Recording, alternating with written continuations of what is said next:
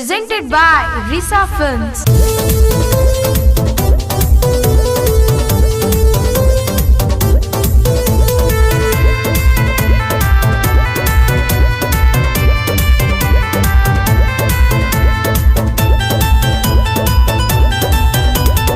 एने ओने छुओ तारे हमरी बदनिया चढ़ के तू बाबू ये स्टेज पर दे दे हम झटका लाग जाई फटका 16 या 17 के एज पर 16 या 17 के एज पर एने ओने छुओ तारे हमरी बदनिया चढ़ के तू बाबू ये स्टेज पर दे दे हम झटका लाग जाई फटका 16 या 17 के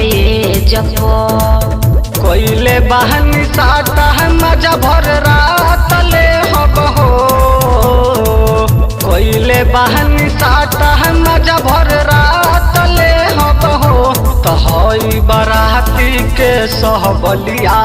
गलिया काट ले हब हो तो हई बराती के सहबलिया गलिया काट ले हब हो।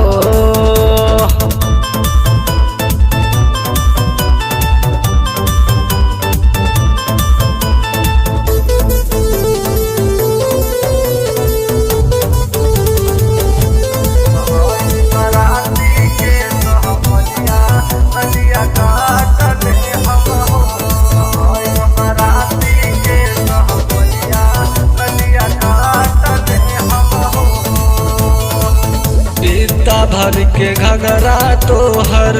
बिद्दा भर के चोली मुहवा से गावतावे मीठा मीठा बोली बिद्दा भर के घगरा तोहर बिद्दा भर के चोली मुहवा से गावतावे मीठा मीठा बोली करता नाच बारो अबही काच बारो करता नाच बारो अबही काच बारो ता लागल जबनिया के तहरा योगिया अबही काच बारो ता लागल जबनिया के तहरा योगिया अबही काच बारो मौका दे के देखा करे जैसे साथ ले हब हो मौका दे के देखा करे जैसे साथ ले हब हो तो हई बाराती के सहबलिया गलिया काट ले हब हो तो हई बाराती के सहबलिया गलिया काट ले हब हो काट ले हब हो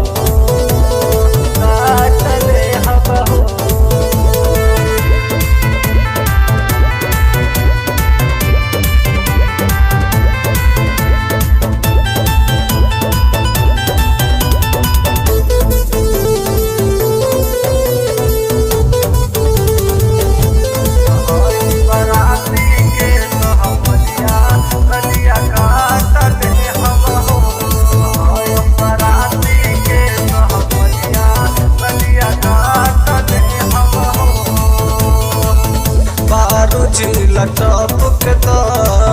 पूछ जिन दान हो दे दी निशानी तोहके जितेंद्र विकास हो बारू जिला टपक तो पूछ जिन दान हो दे दी निशानी तोहके जितेंद्र विकास हो बत्ती बुझ जाई हो भवना टूट जाई हो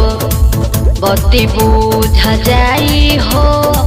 भवना टूट जाई हो त गोलू समझन हमके खिलावना भवना टूट जाई हो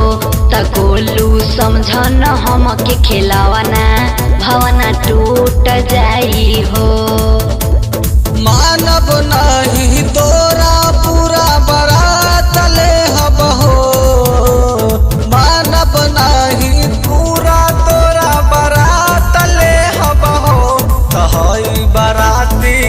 सहबलिया गलिया काटले हब हो तहई बाराती के सहबलिया गलिया काटले हब हो।